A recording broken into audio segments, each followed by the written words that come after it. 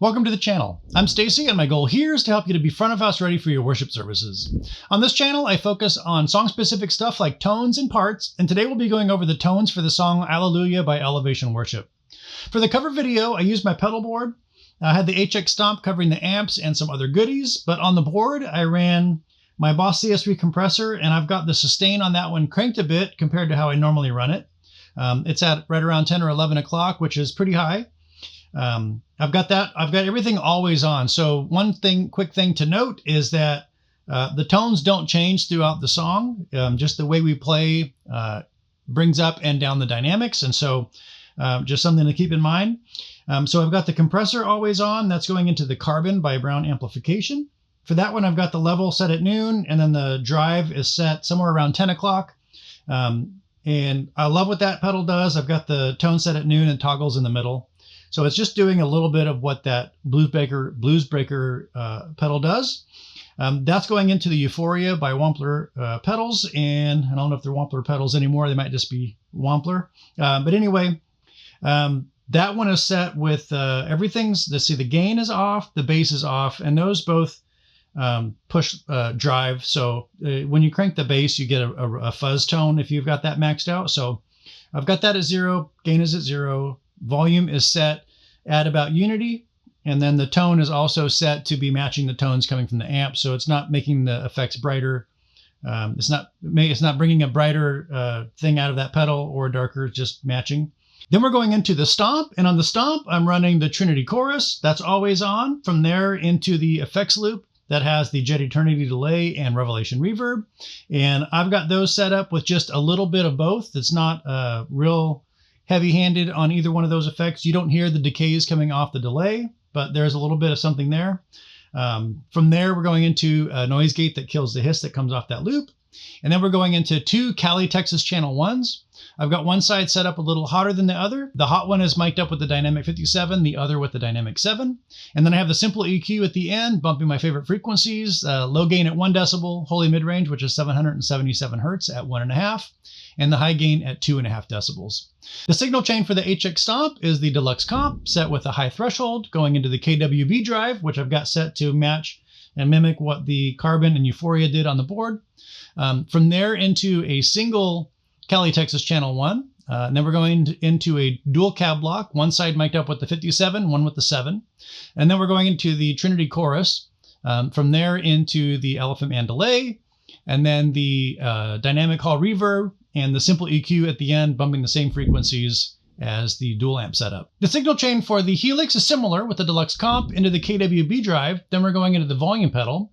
From there into 2 identical Cali Texas channel 1s, each with their own cab.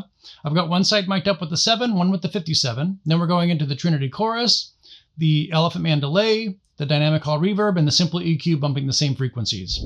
If you're interested in the dual amp setup for HX Stomp, it's going to come exactly how I used it for the cover video, but you'll also get the song-specific preset, so you'll have all the goodies.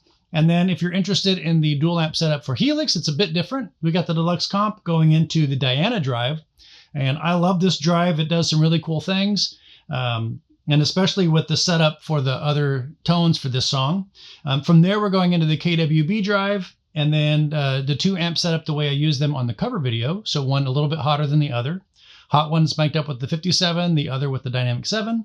Then we're going into the same effects chain for the wet effects.